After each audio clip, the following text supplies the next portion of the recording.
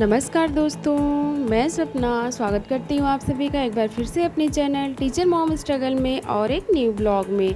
आज है संडे का दिन और आज है छुट्टी का दिन।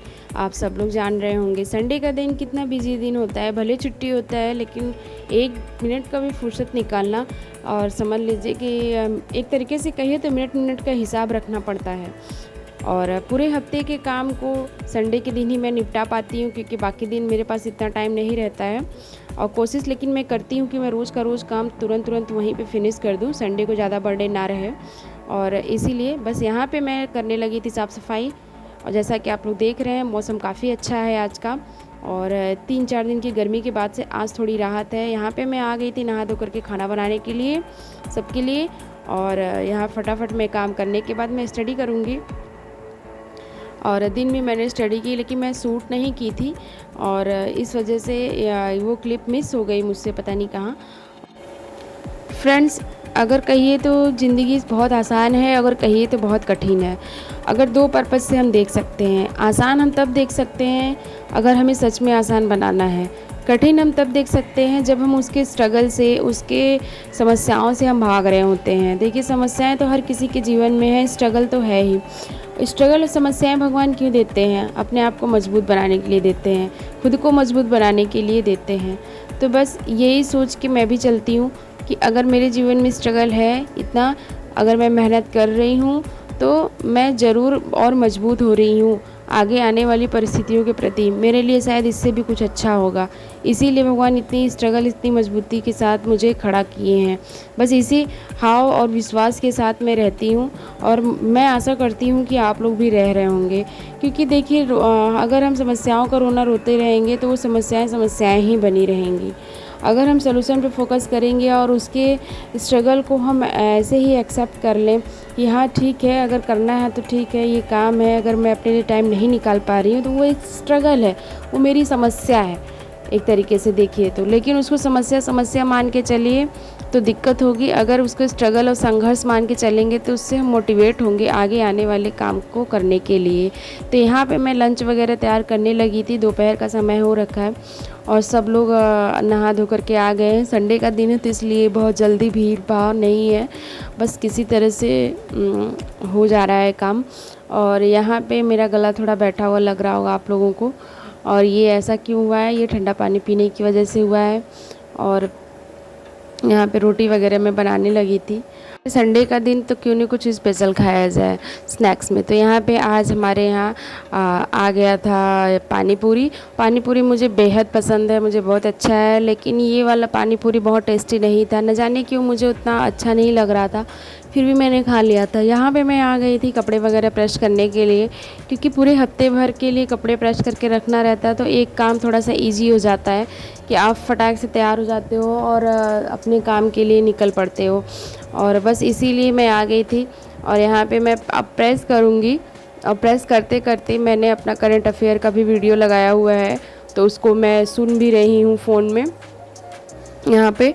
और क्योंकि अगर मान लीजिए मैं देख नहीं पा रही हूँ लेकिन मैं उसका ऑडियो क्लिप जो है वो सुनती भी रहती हूँ तो वो चीज़ अच्छा रहता है फिर, क्योंकि दिमाग में कुछ कुछ चीज़ें आती रहती, कुछ कुछ चीज़ें हम नहीं सीख जानते हैं या कुछ कुछ चीज़ें हम नहीं जान रहे होते हैं तो उनको हम दोबारा सीखते हैं, और कुछ कुछ चीज़ें पढ़ी हुई मेमोराइज होती रहती हैं। तो इस तरीके से आप लोग भी कर सकते हो। इनफैक्ट मैं खाना वगैरह भी बनाती हूँ तब भी मैं फ़ोन में करंट अफेयर लगा देती हूँ और अलमीरा पे रख देती हूँ। कभी कभी आप लोग देखते होंगे कि मैं अलमीरा की तरफ देखती हूँ तो बस यही एक कारण होता है कि उधर एक तरफ मेरा कैमरा रहता है, इधर एक तरफ मेरा वो रहता है, फ़ोन रहता है।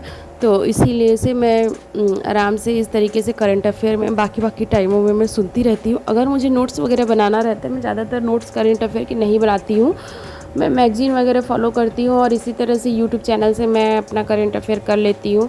क्योंकि फिर अगर नोट्स बनाओ तो फिर वो बहुत लेंदी हो जाता है, रिवाइज़ हो नहीं पाता है तो मन पछता के रह जाता है। पिछले मैंने कुछ सालों में ये गलतियाँ की थी, इसलिए मैं इस बार ये सब गलतियाँ नहीं कर रही हूँ। करंट अफेयर के लिए मैं एक्स्ट्रा एफ़र्ट नहीं लगाती हूँ। इतनी अच्छी अच्छी मैगज़ीन वगैरह हैं यहाँ पे। सीधे अपने रूम में मैं आ गई थी, मेरे पास टाइम था, इस समय बज रहे थे 8 आज सब लोग पानी पूरी खाना खाए हैं, तो इसलिए 9 बजे तक आसपास खाएंगे। मेरे पास 1 घंटे का समय था, 8 से 9, तो मैं आराम से 1 घंटे स्टडी की हूँ और मुझे काफ़ी अच्छा लग रहा था। तो यहाँ पे मैंने थोड़ा रिकॉर्ड भी कर लिया था। और जैसा कि आप लोग देख रहे हैं, मैं अपने रूम में बैठी हूँ। गर्मी काफ़ी हो रखी है क्योंकि लाइट अभी नहीं है, तो इस वजह से थोड़ा सा गर्मी को फेस करना पड़ रहा है। इन्वर्टर है लेकिन फ़ैन उतना तेज़ चल नहीं रहा है, पता नहीं क्यों। और यहाँ पे ये सब तो संघर्ष हो गया मेरा, लेकिन मेन मेरी जो समस्या है वो ये है कि जितना टाइम मुझे पढ़ाई के लिए देना चाहिए उतना मैं नहीं दे पा रही हूँ। ये मेरा आज सिंपल डिनर था, बहुत ही सिंपल सा। तहरी है, खीर है, पापड़ है और सैलड वगैरह है। यहाँ पे मैं रात में खाली होकर के आ गई थी सीधे अपने रूम में स्टडी करने के लिए, और यहाँ से मैं 2 से 3 घंटे की स्टडी में करूँगी। मतलब मैं 10 बजे के आसपास आ गई थी, 10 से 12, पौने 1 के आसपास मैंने स्टडी की थी और उसके बाद फिर मैं सो गई थी। और यहाँ पे मैं कुछ लिखने लगी थी, पढ़ी हुई चीज़ों को मैं मेमोराइज़ करके ज़्यादातर मैं लिखती रहती हूँ कि देखूँ मैं कितना याद कर पा रही हूँ चीज़ों को, कि आज मैंने क्या क्या पढ़ा। मैं रात में कोशिश करती हूँ कि 1 घंटे में मेमोराइज़ करूँ कि बाकी दिन मैंने क्या पढ़ा, और मैं उसको याद करती रहती हूँ कि वो मैंने पढ़ा था तो उसमें से मुझे कितनी चीज़ें याद हैं। इस तरीके से मैं एक कहानी के पर्पज़ में लिखती रहती हूँ। कभी कभी कुछ चीज़ें मेरी गलत भी हो जाती हैं, लेकिन कोई बात नहीं। प्रैक्टिस करने से, लिखने से बहुत सारी चीज़ों को, समस्याओं को हल निकाला जा सकता है, मेरा ऐसा मानना है। बाकी आप लोग क्या करते हो कमेंट में ज़रूर बताइएगा। और आप लोगों से आशा करती हूँ कि आप लोग भी अपनी मेहनत को 2 गुना 4 गुना कर रहे होंगे, और आप लोग ज़रूर करिए। अपने लक्ष्य को बीच में मत छोड़िए। आपने जो आपको करना है, आपने जो अपना बनाया है, उस लक्ष्य को प्राप्त करने के लिए जी जान से मेहनत करिए। देखिएगा एक दिन सफलता ज़रूर मिलेगी।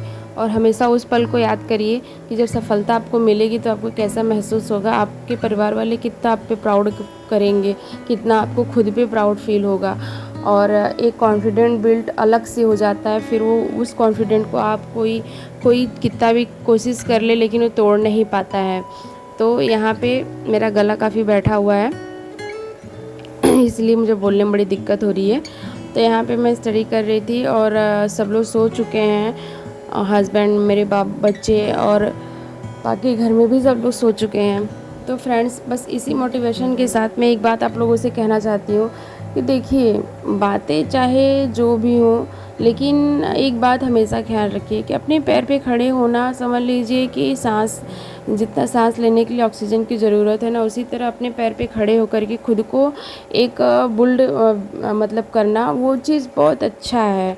उसके लिए आपको किसी से परमिशन लेने की ज़रूरत नहीं है। आप अपने लिए, अपने इस खुशी के लिए एक कदम ज़रूर आगे बढ़ाइए और कोशिश करिए कि कोई भी कंडीशन हो, अपनी बात को रखने का हमेशा प्रयास किया करिए कि आप चाहते क्या हो। देखिएगा सब सफलता आपके चरणों में आ जाएगी।